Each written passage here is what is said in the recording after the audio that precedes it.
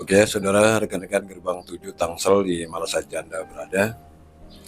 Untuk video kali ini saya coba kan mereaction satu buah video dari channelnya Aryan M Channel, yang mana dalam video tersebut ini menayangkan tentang seorang kiai atau ustadz dari Malaysia yang menerangkan bahwa tentara Melayu pada saat itu pernah mengirimkan 10.000 pasukan untuk membantu tentara Khalifah Utsman dalam rangka membebaskan daripada Baitul Maqdis dengan menggunakan senjata keris dan sebagainya, yang mana dituturkan oleh seorang ustadz dari Malaysia.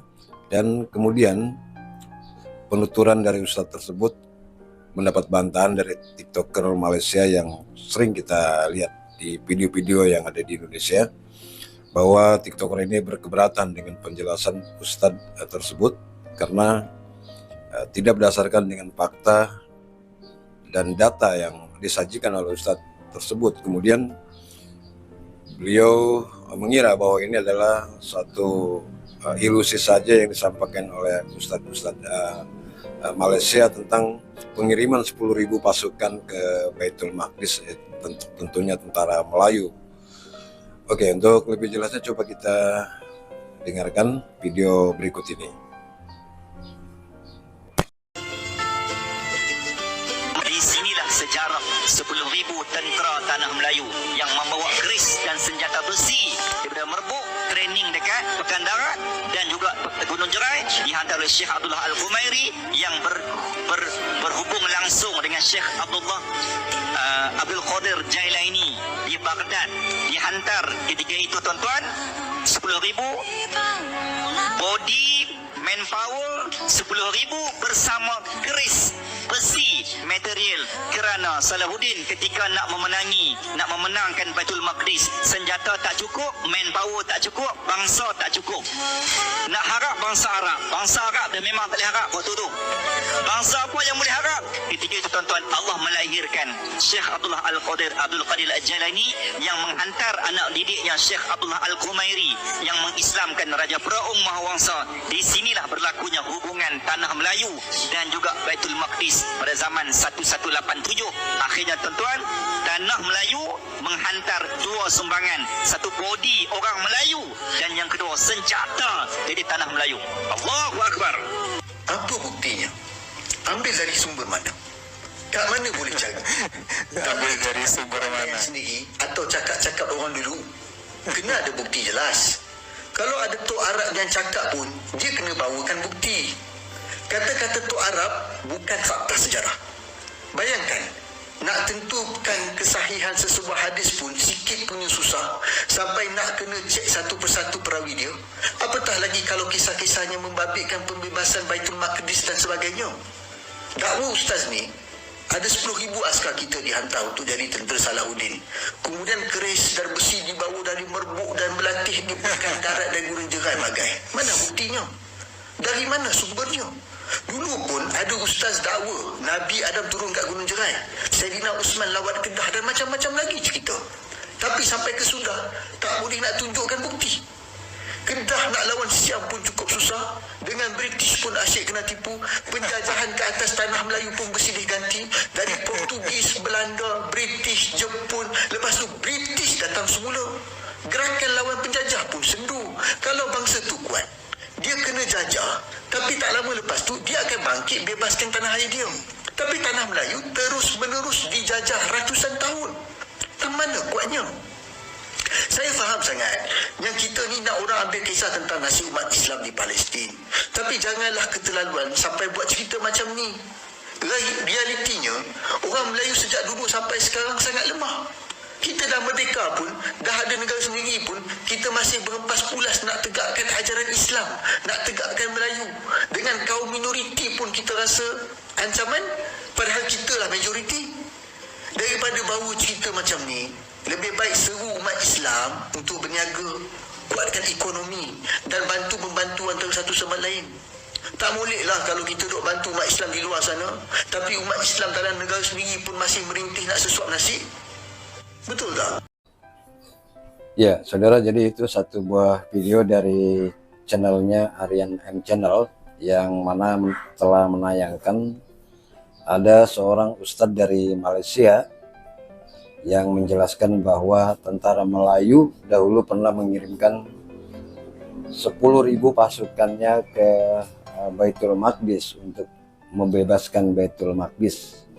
Menurut beliau, pada saat itu tentara Melayu datang dengan menggunakan senjata keris dengan full body dan kemudian berhasil membantu tentara-tentara dari Arab sana untuk membebaskan Baitul Maqdis. Namun sayangnya penjelasan dari ustadz tersebut kemudian dibantah oleh salah seorang TikToker yang sering kita lihat wajahnya di TikTok yang ada di Indonesia.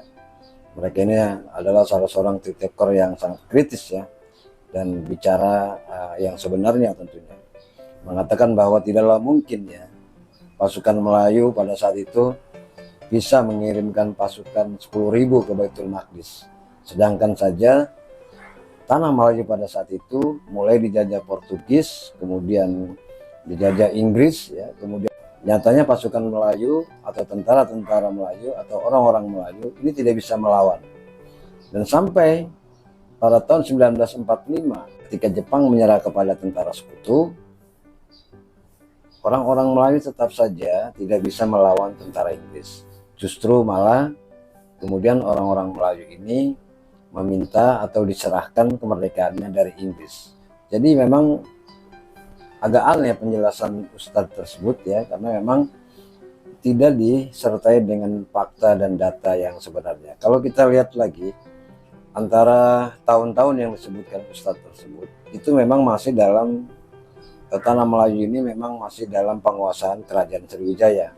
Pernah memang ada satu Raja Sriwijaya yang meminta kepada Khalifah Utsman untuk diajarkan agama Islam atau minta dikirimkan orang-orang yang bisa mengajarkan agama Islam di kerajaan Sriwijaya.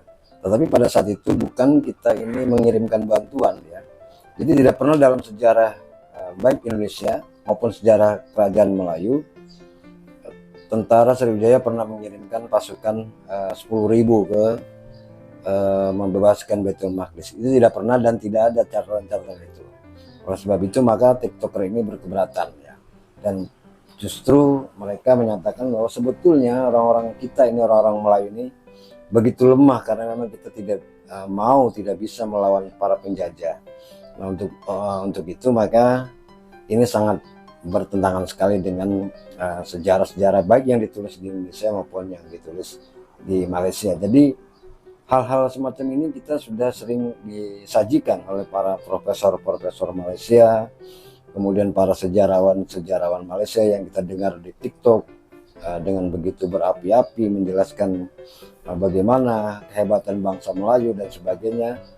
Namun memang sampai pada saat ini penjelasan mereka itu tidak ada bukti dan tidak ada fakta yang mendukung akan kebenaran dari apa yang mereka jelaskan itu. Beda dengan sejarah Indonesia.